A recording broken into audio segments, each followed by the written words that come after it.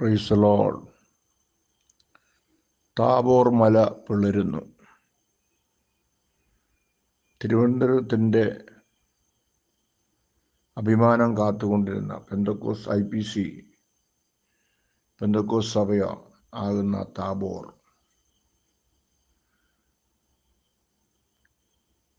പിളർച്ചയുടെ വർക്കത്ത് എത്തിയിരിക്കുകയാണ്. മാനുഷികമായ ധാർമ്മിക നിയമത്തിൻ്റെ അതിർവരമ്പുകളെല്ലാം ലംഘിച്ച്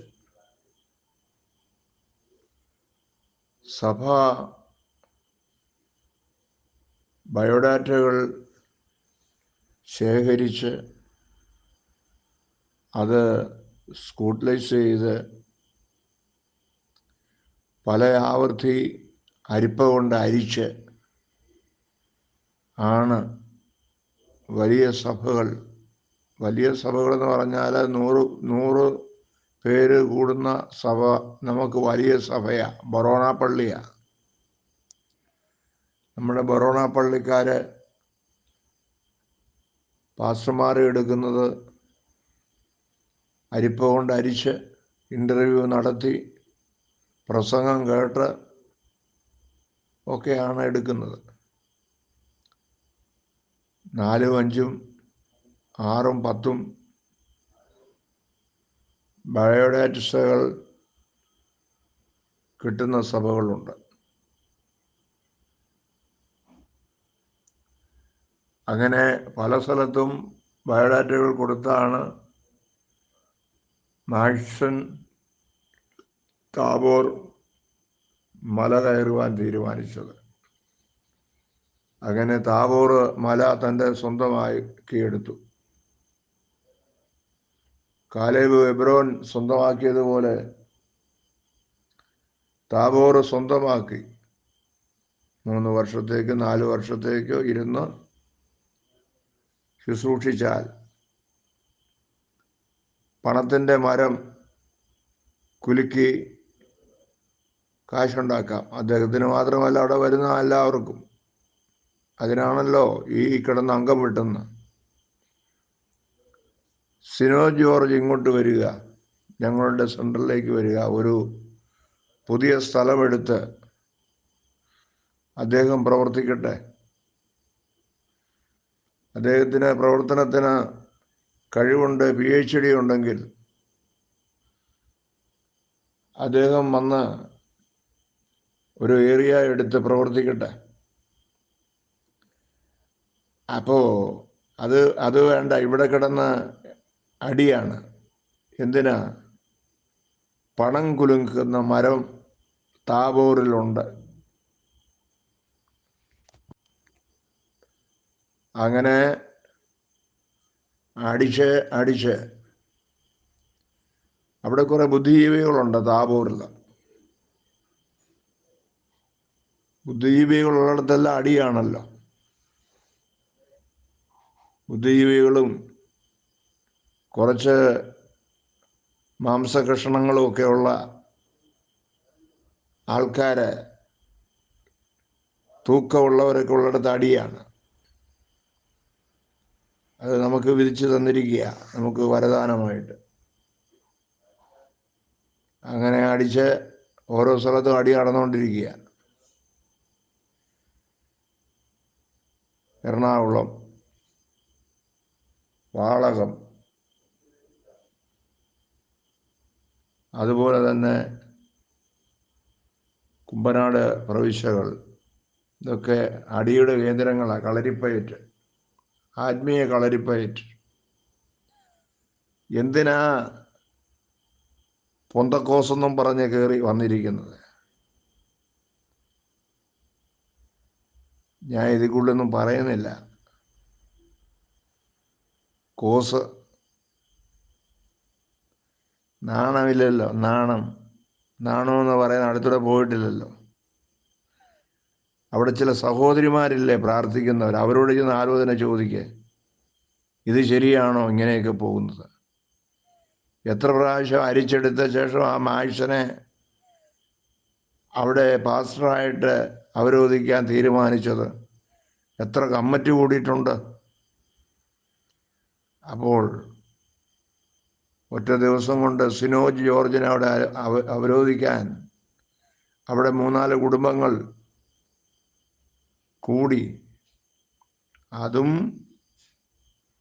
ഇവിടെ ഇലക്ഷൻ നടത്തി അട്ടിമറിക്കാൻ വന്ന, അത് നടക്കുകയില്ലെന്ന് കണ്ട് ആമ വലിയുന്ന പോലെ വലിഞ്ഞ പുള്ളിയൊക്കെയാണ് ഇതിൻ്റെ പിന്നിൽ നാടകം കളിക്കുന്നെന്ന് കേട്ടപ്പോൾ അദ്ദേഹത്തെക്കുറിച്ചുള്ള ആ ബഹുമാനം ഇടിഞ്ഞുപോയി.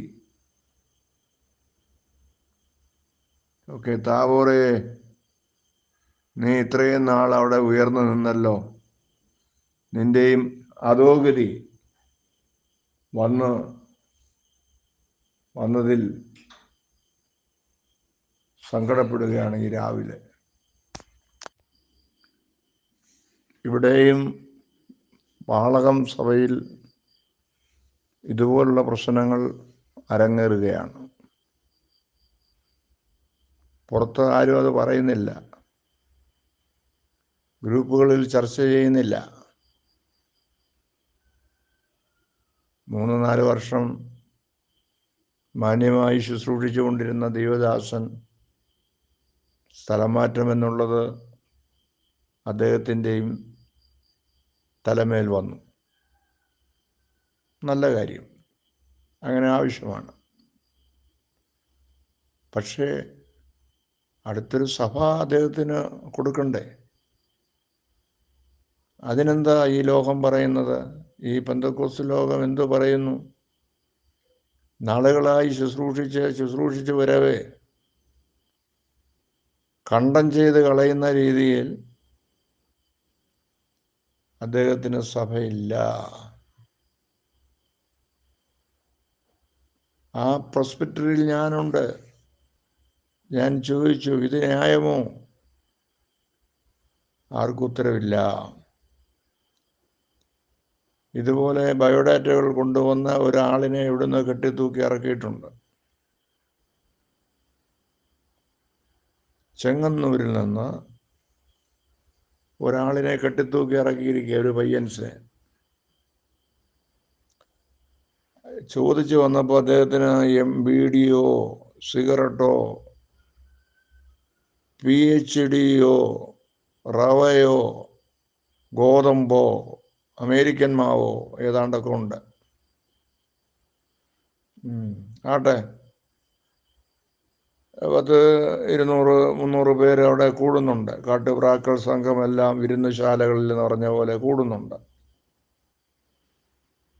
എന്തുവാകട്ടെ, കുറെ ബുദ്ധിജീവികളുമുണ്ട്.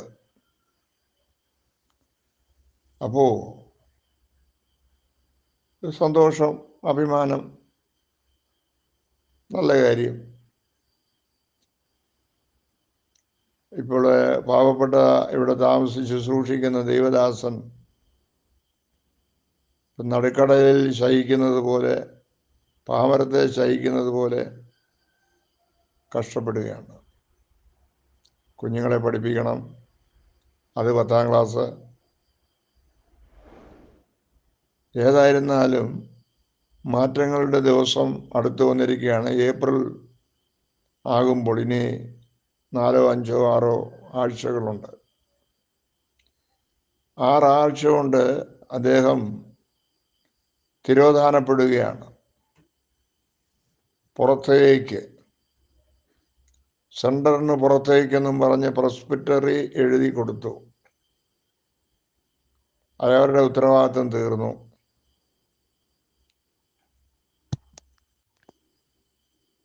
ഇനി എന്തുവാ ചെയ്യേണ്ടത്?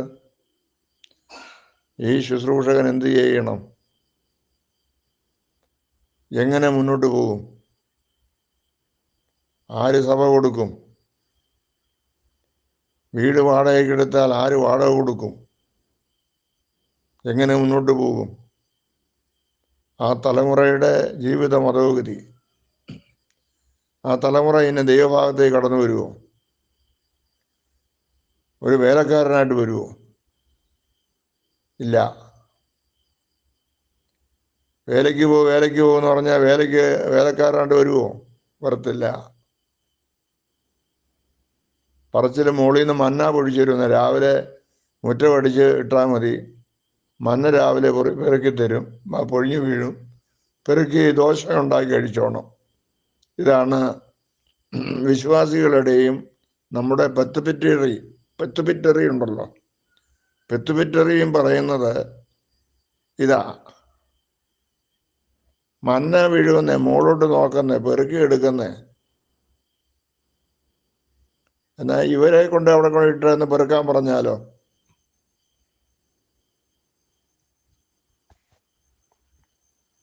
നാടകങ്ങൾ അരങ്ങേറുകയാണ്. ഇവിടെ ഒരു ഹെബ്രോൻ മലയുണ്ട്. ഹെബ്രോൻ മലയിലും ഇതുപോലെയൊക്കെ തന്നെ വരാൻ സാധ്യതയുണ്ട്.